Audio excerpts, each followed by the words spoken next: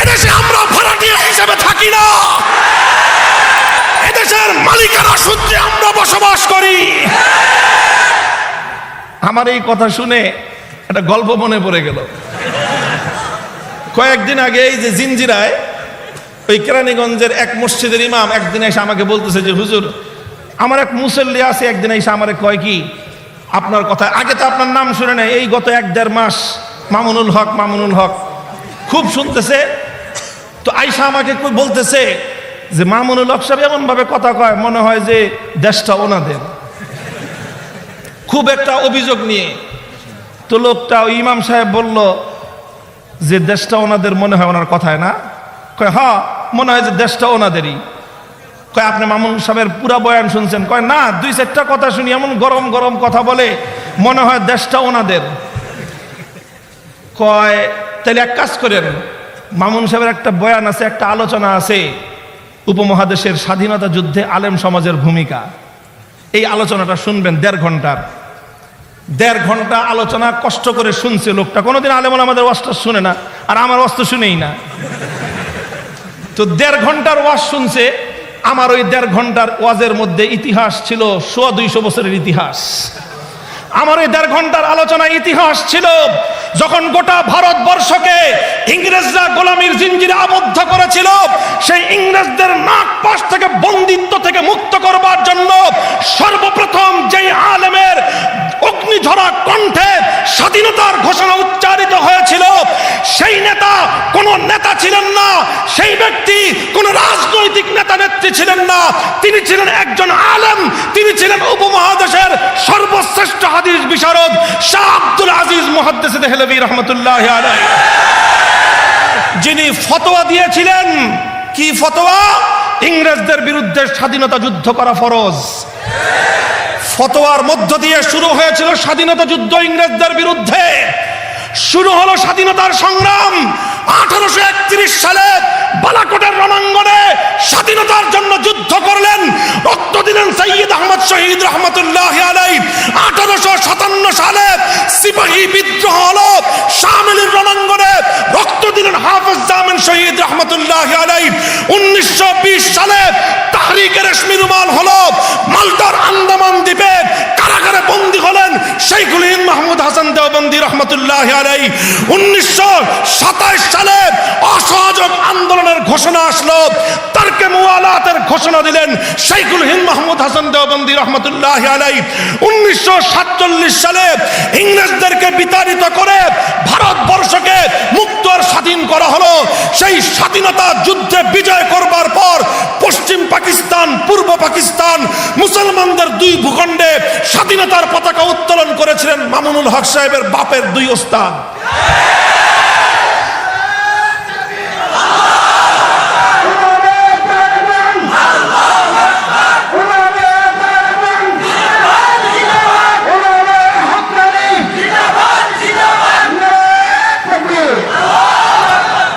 পশ্চিম পাকিস্তানের পতাকা উত্তোলন করেছিলেন সাব্বির আহমদ ওসমানী রহমতুল্লাহি আলাইহি। পূর্ব পাকিস্তানের ব্রিটিশ বিরোধী 190 বছরের স্বাধীনতা সংগ্রামের বিজয়ের পতাকা উত্তোলন করেছিলেন আল্লামা জাফর আহমদ ওসমানী রহমতুল্লাহি আলাইহি। এই দুজন আমার দাদা লাগে। এরপর পাকিস্তান আমলের 1947 সাল থেকে 1971 24 বছরের ইতিহাস, ওই ইতিহাস আমরা জানি, ওই ইতিহাস আমরা পড়ি। 1952 ভাষা আন্দোলন থেকে শুরু হলো স্বাধীনতা সংগ্রাম পশ্চিম পাকিস্তানিদের বিরুদ্ধে। 52 ভাষা আন্দোলন কারা করেছিল? একটা নাস্তিক ভাষা আন্দোলনে অংশগ্রহণ করে না। 1952 ভাষা আন্দোলন কাদের নেতৃত্বে হয়েছিল? ইতিহাসের সোনার অক্ষরে লিপিবদ্ধ আছে তমদ্দুন মজলিস। শব্দ দোনোটা আরবি, দোনোটা আরবি। তমদ্দুন মজলিস বাংলাদেশের স্বাধীন ভাষা আন্দোলনের 52 ভাষা আন্দোলনের সোনার অক্ষরে লেখা একটা নাম। তমদ্দুন আরবি শব্দ, মজলিস আরবি শব্দ। কারা করেছিল 52 ভাষা আন্দোলন? ইতিহাস আমরা জানি। শহীদ হয়েছিল কারা?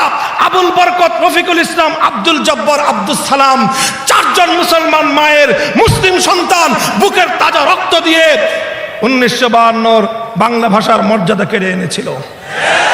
আসেন 1954 সালে যুক্ত ফ্রন্ট গঠিত হয়েছিল, যেই যুক্ত ফ্রন্টের ইশতেহার অনুযায়ী 1971-এ বাংলাদেশ স্বাধীন হয়েছিল। 54 যুক্ত ফ্রন্ট কারা গঠন করেছিল?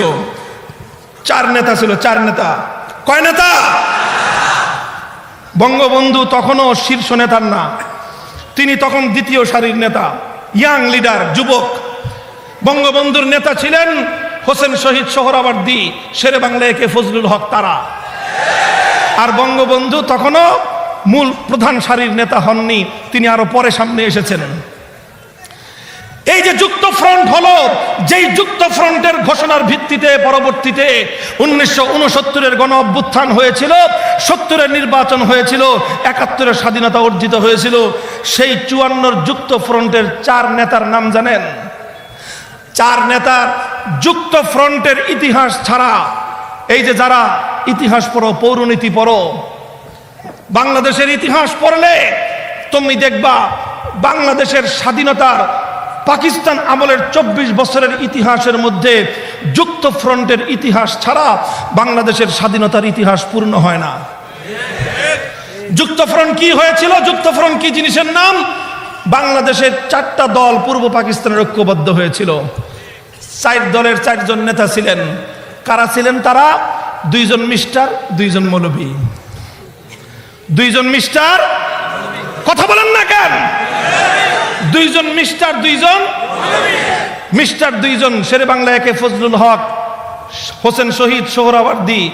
2 জন মিস্টার, 2 জন মৌলবী, মৌলানা আব্দুল হামিদ খান ভাসানী, হযরত মৌলানা আতহার আলী রহমতুল্লাহ আলাইহি। আতহার আলী কে চিনো? আমার দাদা। মৌলানা আতহার আলী আমার বাবার ওস্তাদ। মৌলানা আতহার আলী আমার শায়েখ মৌলানা আশরাফ আলী সাহেবের ওস্তাদ। তাহলে 1954 যুক্ত ফ্রন্ট করলো আমার দাদাই। সেই যুক্ত ফ্রন্টের মাধ্যমে বাংলাদেশ স্বাধীন হলো। দুঃখ লাগে আজ বাংলাদেশের পৌরনীতিতে হোসেন শহীদ সোহরাওয়ার্দীর নাম পাওয়া যায়, শেরে বাংলা একে ফজলুল হকের নাম পাওয়া যায়, মৌলানা আব্দুল হামিদ খান ভাসানীরও নাম পাওয়া যায়। সোরার দল আমার দাদা মৌলানা আতহার আলীর নাম কেটে দিয়েছে। ওগুলা সব হিসাব আমাদের কাছে আছে, জবাব চাইব। তুমি যদি ইতিহাস লেখো, যুক্ত ফ্রন্টের 3 নেতার নাম লিখবা, 4 দলীয় জোটের 4র্থ নেতার নাম জাতি জানতে চায়। ওই কথা বলতে তোমাদের মুখের মধ্যে কুলুপ এঁটে থাকে, কারণ মৌলানা আতহার আলীর নাম মুখে উচ্চারণ করতে তোমরা লজ্জাবোধ করো। মুহতারাম হাজিরিন, এই সব স্বাধীনতার ইতিহাস যখন আমার কাছ থেকে শুনছে 1.5 ঘন্টার আলোচনা, এরপরে আইসা ওই লোক ইমাম সাহেবরে কয়, ঠিকই তো কয়, উনি তো ঠিকই কয়।